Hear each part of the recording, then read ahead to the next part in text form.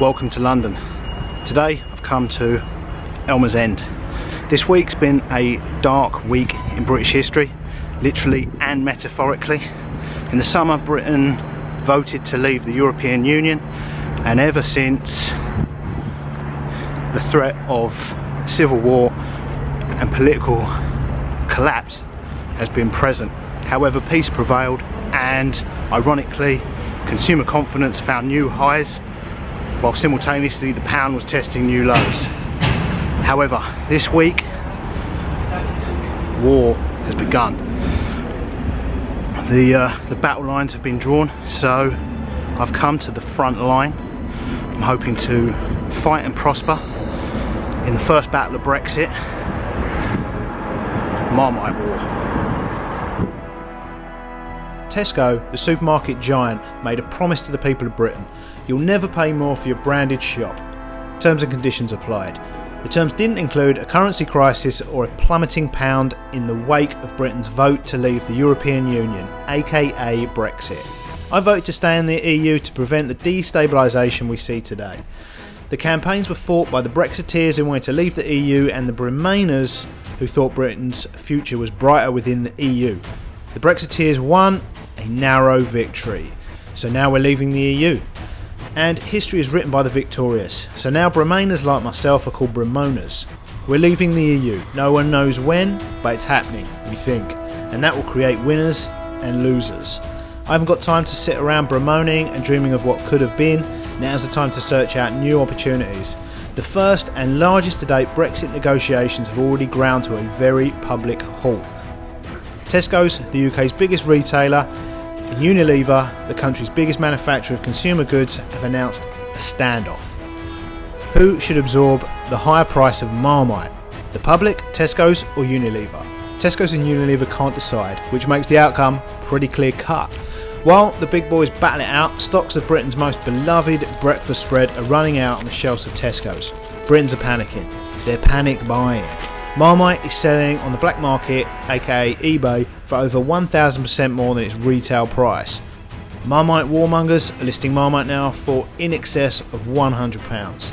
Today, Marmite is black gold, and fortune favours the brave. Everyone knows war and gold are hugely profitable, so we're here on the front line. As the SAS motto goes, he who dares Rodney wins. Welcome to the first battle of Brexit and Marmite War I.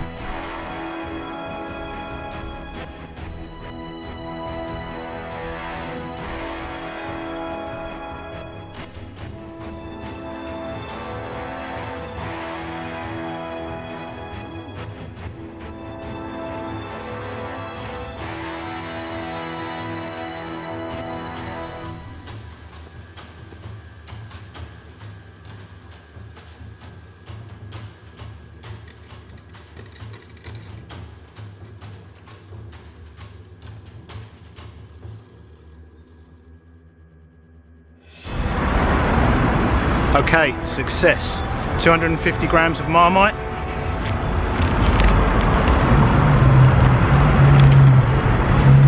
£2.35. They say history is written by the victorious. I feel victorious. I got in and out before the battle turned into a war zone.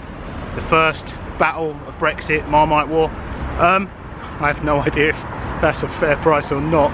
Let me know in the comments below. Now, this stuff's selling with Tesco's receipts for ridiculous price on eBay, and I could profit from war. But I think what I'll actually do is do the right thing and show you how to make Marmite on toast. Delicious for breakfast, any time of day. Great snack. So let's go and knock up some breakfast. Right now, the British currency, the pound, is being devalued. And on the one hand, that can be a good thing. Right now, we have a huge current account deficit, we import too much and export too little. And devaluing the currency is one way to rebalance that. In theory, at least, we should export more and import less. Now that is what this war is really all about. Right now, Britain's major supermarkets, Tesco, Asda, Morrisons and Sainsbury's, are in a huge price war, and the falling pound means British consumers are getting poorer. Politicians and economists telling the public that getting poorer is the solution to the country's problems is a bitter and painful pill to swallow that supermarkets don't want to bear the brunt of.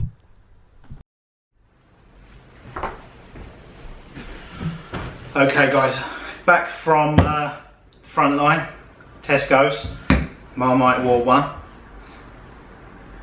with the black gold, Marmite. I'm pretty sure the news story of this week will blow over as fast as it's blown up, and everything will be back to normal.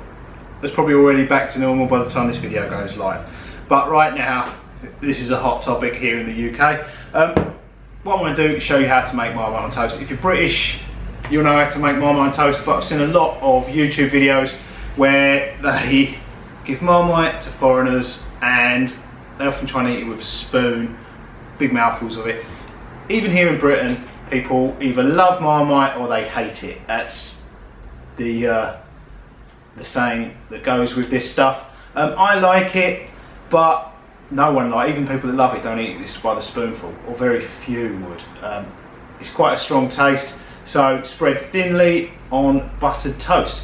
It is, I believe, vegetarian.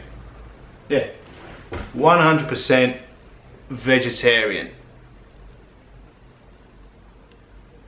There we go. Yeast extract.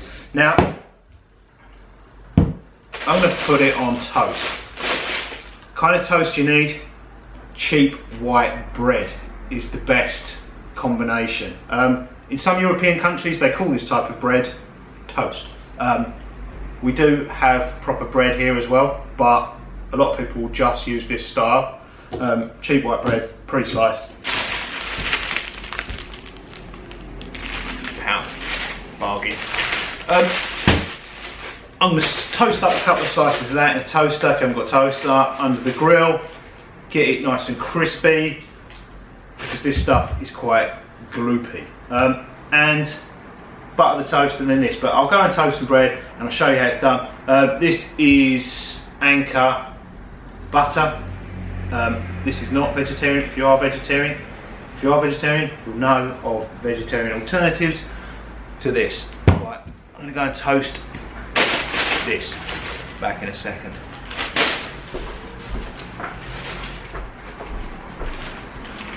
Okay, right, toasted the toasty bread. Almost perfect. Now, speed is of the essence here because I've got proper butter, which is not super spreadable. So I need to get this on while the toast is still warm. Generous helping of butter. The mix of salt and the creaminess goes really well with the Marmite. Make sure you get right into the corners. So as you can see, quite a liberal spreading of butter or whatever you're using if you're vegetarian.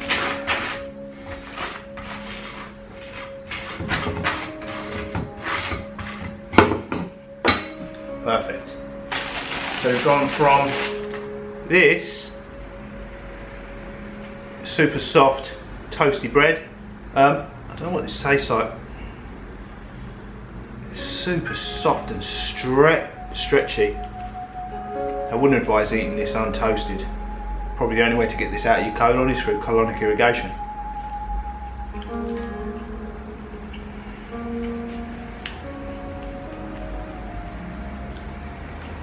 Doesn't taste of much at all, super chewy, but toasted is a whole different thing. Right, so now we need to apply the Marmite. As I was saying earlier, the key is not spoonful loads. You need to apply this sparingly. You want a thin layer on the toast so it's translucent, not opaque brown. It's a strong taste and it's quite a thick, gloopy concoction. Look at that. A mirror finish on it right now.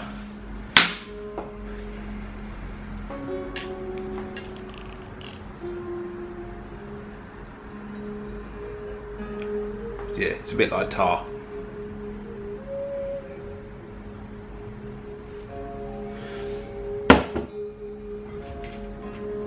Right, so what we need to do is just get that thinly spread all over the toast. Don't worry about it being too even. Definitely don't want it being too thick. That is the thing.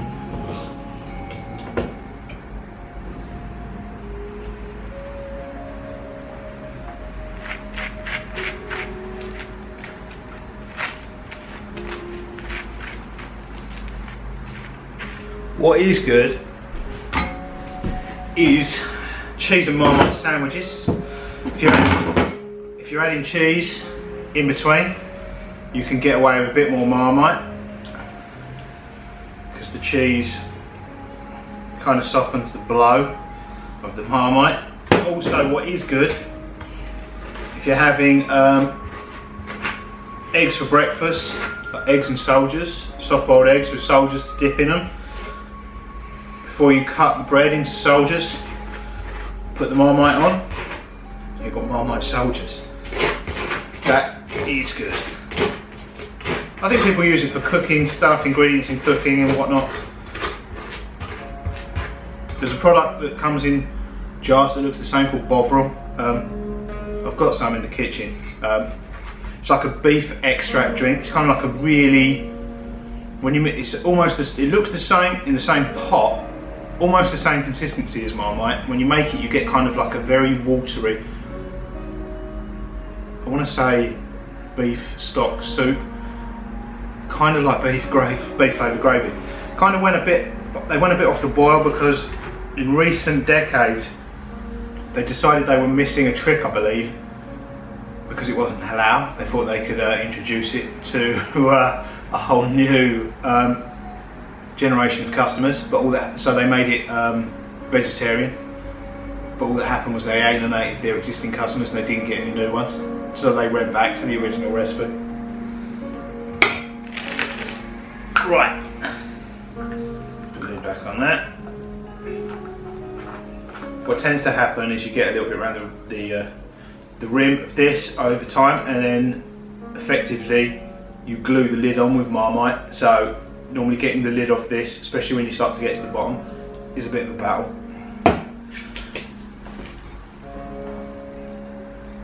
So that is the kind of consistency you're looking for. Kind of missed the corners, but that is your perfect Marmite on toast.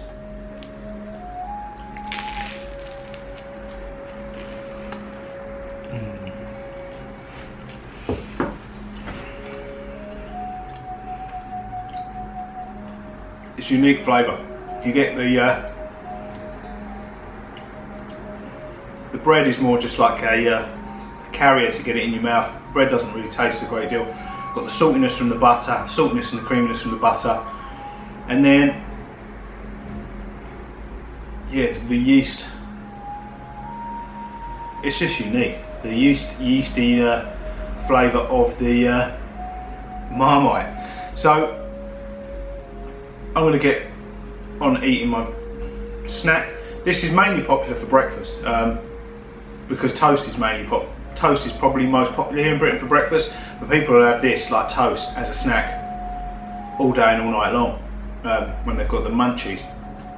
So yeah, I'm going to get on with this. The way this was invented, I think you can probably check out on the internet. I think it was a mistake, a byproduct of the brewing industry. Same with Vegemite, although they've got quite a complicated story for how Vegemite came about, but the chances are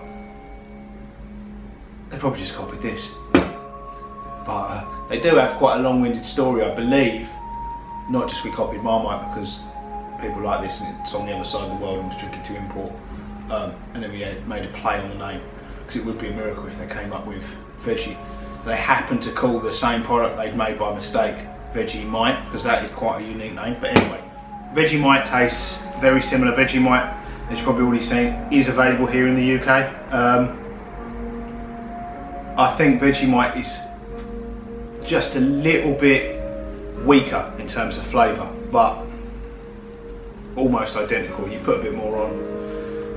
I certainly would struggle with a taste test because I don't eat this every day, but I'm sure if people eat it every day they'd tell straight away. But anyway, I'm going to pass you back to me on the front line of Marmite War, so hopefully the ending of this will be as dramatic as the beginning was.